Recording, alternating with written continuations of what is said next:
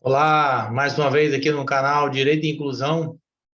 Hoje peço desculpa aos inscritos, a todos que estão acompanhando esse canal, pelo horário. Não conseguimos publicar o vídeo no horário regularmente previsto, no horário de Rondônia, que é às 18h30. Mas ainda no dia de hoje vamos fazer o estudo do artigo previsto, continuando esse trabalho que vem sendo feito, estudando a Lei Brasileira de Inclusão, o Estatuto da Pessoa com Deficiência. Começando, então, o estudo sistemático da Lei Brasileira de Inclusão, a Lei 13.146, de 6 de julho de 2015, que institui a Lei Brasileira de Inclusão da Pessoa com Deficiência, ou o Estatuto da Pessoa com Deficiência. Sempre bom estar frisando, para que todos tenham essa familiaridade com a lei, com a nomenclatura, com o número, com o ano, enfim, com tudo que diz respeito. Quanto mais familiarizado você tiver, mais você vai estar preparado para buscar a efetividade dos direitos da pessoa com deficiência. O artigo de hoje, selecionado, naquela continuidade de estudos, ainda dentro dos direitos fundamentais, especificamente do direito à vida, nós estamos no artigo número 13. Esse artigo tem a seguinte redação: a pessoa com deficiência somente será atendida sem o seu consentimento prévio, livre e esclarecido em casos de risco de morte e de emergência em saúde, resguardado seu superior interesse e adotadas as salvaguardas legais cabíveis. Veja que nós temos apenas esse artigo, ele não tem parágrafo, é um artigo bem curto, uma relação bem clara, bem objetiva, porém ele tem algumas nuances, algumas pormenores aqui, que nós temos que ter esse devido cuidado. Mas, de um modo geral, ele só reforça, e os demais artigos estão encadeados com esse. Cada dia que nós vamos estudando, nós percebemos esse encadeamento, ou seja, um artigo vai entrelaçando, vai ligando o outro, a ponto de, no final, nós temos realmente um sistema. Por isso é que nós denominamos aqui estudo sistemático, ou seja, a cada dia nós vamos construindo um ponto para fazer toda essa rede do sistema da Lei Brasileira de Inclusão. Vamos separar esse artigo por partes. Dentro das palavras-chave, vamos pegar aqui, que aí nós já vamos conhecendo ponto por ponto e entendendo como é que funciona esse dispositivo. Vamos lá. Primeiramente, ele se destina, como de fato sempre se reforça, a pessoa com deficiência, ou seja, a pessoa vulnerável, aquela pessoa cujo conceito está descrito lá no artigo 2º do referido estatuto. Aquela pessoa que tem impedimento de longo prazo, que tem as suas limitações de ordem física, mental, sensorial, intelectual, enfim, são aqueles sujeitos de direitos previstos lá, que são denominados pessoas com deficiência, e aqui na Lei Brasileira de Inclusão, quando nesses casos aqui, são consideradas pessoas vulneráveis, ou seja, são pessoas que são frágeis diante dessa situação e precisam da tutela do Estado para que elas sejam amparadas nos seus direitos. Vamos lá. Um aspecto aqui importante. Para que haja as medidas de saúde previstas nesse artigo, primeiro, tem que haver o conhecimento prévio, livre e esclarecido. Isso nós já repisamos, falamos, e estamos novamente comentando que esse conhecimento prévio e livre, ou seja, o conhecimento anterior e não posterior, livre, ou seja, aquele conhecimento em que a pessoa tem a oportunidade de decidir antes de realizar o ato, antes de submeter a qualquer procedimento, e esclarecido, ou seja, fica tudo muito bem delimitado para a pessoa com deficiência e, claro, para o seu acompanhante, responsável, ou aquele que fizer, às vezes, das figuras mencionadas, já tutor, curador, apoiador lá, da decisão, tomada de decisão apoiada, tem que estar esclarecido. Isso tem que estar muito claro qual o procedimento, qual a razão e por que isso vai acontecer, certo? A necessidade, enfim, tudo. Esses casos, essas situações que nós estamos vindo estudando nos artigos até então, ela pode ser superada nas seguintes hipóteses: casos de risco de morte e de emergência em saúde. Ou seja, havendo o risco de morte e de emergência em saúde, é possível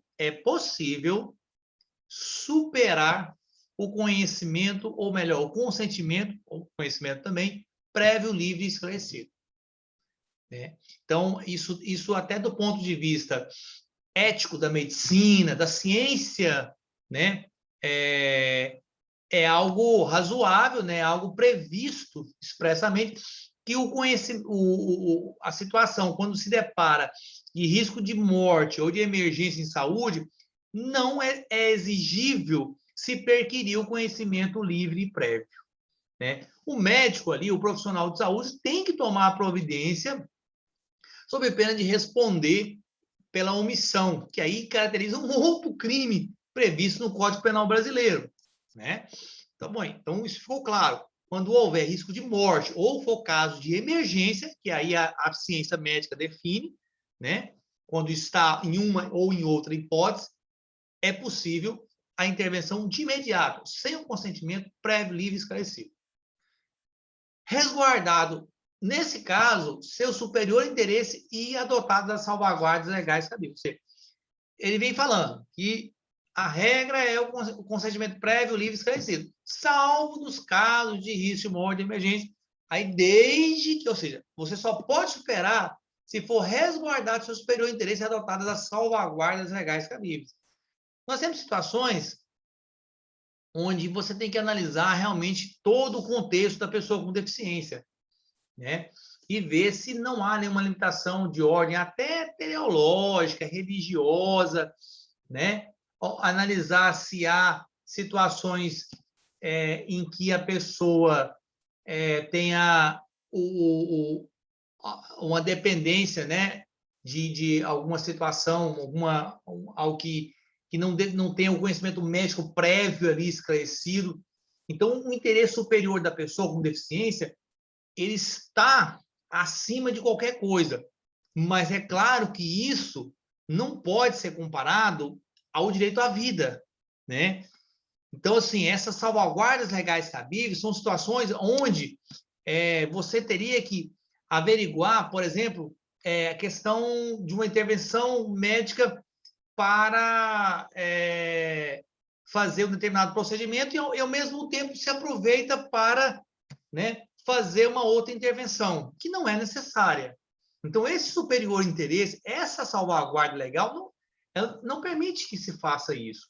Né? Vamos operar aqui de um apendicite, que é uma questão de emergência, realmente é um procedimento, né, que a medicina, né, considera, chega no hospital já em estado suturado ali, já é emergência, atende o paciente, e aí vamos aproveitar e fazer aqui uma laqueadura do paciente. Não pode.